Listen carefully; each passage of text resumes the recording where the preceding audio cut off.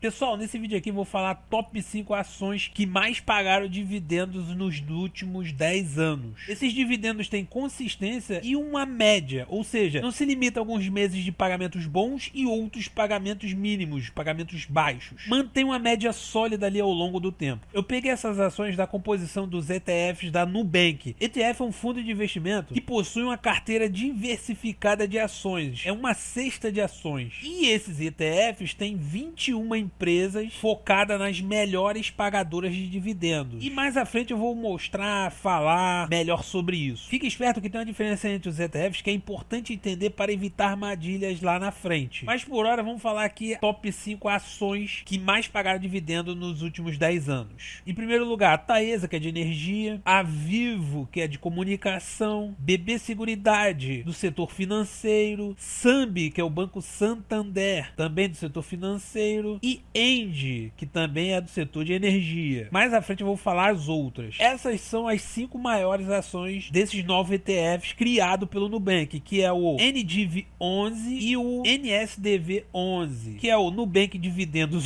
11 e o outro é o Nubank Sem Dividendos 11. Qual é a diferença entre eles? Um paga dividendos mensalmente e o outro não paga dividendos. O NDIV11 paga dividendo todos os meses, o que é uma opção para quem busca uma renda constante, para quem pretende viver de dividendos ou reinvesti-los em outros ativos ou investimentos, seja na bolsa ou fora da bolsa, para quem sabe administrar os dividendos recebidos ou para quem quer ter esse trabalho de administrar os dividendos. Essa é uma opção. A desvantagem ou armadilha, quando o ETF ele distribui os dividendos, tem imposto de renda de 15% descontado na fonte. Você já recebe faltando 15% da extorsão de estatal. Isso é uma mega desvantagem. Você recebeu dividendo em reais, descontado em 15% todos os meses. Caso você queira reinvestir no próprio NDIV11, você perde dinheiro, porque você vai reinvestir faltando 15%. Então, para driblar isso, você pode investir em outra coisa, em outras ações, gastar ou então usar o segundo ETF, que é o NSDV11, o Nubank Sem Dividendos 11. Tem a mesma cesta de ações com bom histórico de dividendos, mas esse ETF não paga os dividendos. Ele é um ETF de crescimento, ele reinveste automaticamente esses dividendos. A vantagem é que você não precisa se preocupar em estar sempre reinvestindo seus dividendos. O administrador do fundo faz isso por você. Escolhe o que comprar, onde aumentar a posição, se precisa vender. Você não faz nada. Como esse ETF não paga o dividendo, você não perde os 15% da extorsão do Estado, que é chamado de imposto de renda, todos os meses em dividendos. O reinvestimento faz o fundo crescer. Oi.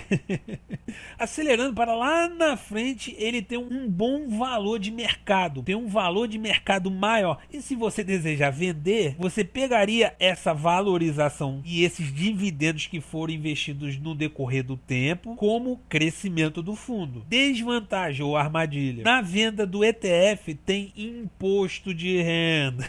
Então o governo vai te extorquir 15% ou mais lá na venda. Ambos os ETFs têm a taxa de administração do fundo, que é de 0,5% ao ano. Ou seja, você vai pagar essa taxinha para não fazer nada. Mas Maurício, a ideia desses ETF é boa, mas eu não vi vantagem. Calma que eu vou mostrar uma sacada interessante que você pode aproveitar. Tanto o NSDV11 e o NDIV11 seguem um índice chamado Smart Dividendos. E para criar esse índice, pegaram as maiores empresas da nossa bolsa de valores e aquelas que não têm bons pagamentos de dividendos foram retiradas, por isso o nome Smart Dividendos. E foram selecionadas 21 empresas que mais pagaram bons dividendos nesses últimos 10 anos. Eles mediram desde 2013, comparando com o índice do Ibovespa. E se esses ETFs existissem desde 2013 até agora, então 10 anos, ele teria subido 142%. Já o Ibovespa subiu por volta de 87%. Aqui estão todas as empresas desse ETFs. E depois eu vou falar sobre como evitar os 15% da extorsão ou imposto de renda. Aí temos aqui, ó, a maior porcentagem na carteira é utilidade pública. Aí depois vem aqui, ó, financeiro. Em terceiro lugar aqui, materiais básicos. Aí temos aqui as 5 que eu já falei no começo do vídeo. Aí tem Itaúsa, Banco do Brasil, Bradespar, Semig, Copel, CSN, Vale, Gerdau, Gerdau, Vibra, Cirela, Gerdau de novo, Cielo, Petrobras, Semig, Marfrig. Por que eu estou mostrando e falando essa lista? Você pode replicar as ações que lá estão. Isso mesmo, copiar, você copia. Você vê as empresas que lá estão, como essas que eu estou mostrando, seleciona as que você tem interesse ou todas elas e investe na sua própria carteira, uma por uma. A vantagem é que além de você não pagar a taxa de administração do fundo, apesar que também não é um absurdo, é 0,5% ao ano, você também não paga os 15% de imposto de renda, porque os dividendos das ações, quando caem na sua carteira, são isentos de imposto de renda. Por que isso ocorre nas ações e não nos ETFs? Quando você investe diretamente na ação da empresa, o dividendo vai diretamente para você. Já o ETF, que é um fundo, as empresas pagam os dividendos isentos para esses ETFs, e quando o ETF vai repassar esses valores, eles já não são mais considerados como dividendos, são ganhos de capitais. Aí entra em outra categoria de distorção do Estado, vulgo tributação financeira. A desvantagem de replicar a carteira é que, por exemplo, o Nubank disse que as ações da carteira desses ETFs podem ser trocadas, aumentadas, vendidas, ou seja, mudadas de 4 em 4 meses. Então, a cada 4 meses pode ter modificação. E você teria que replicar isso também, caso uma ação fosse retirada, ir lá replicar, aumento de participação, enfim, replicar o movimento também. É um trabalhinho, investir uma por uma, ficar acompanhando,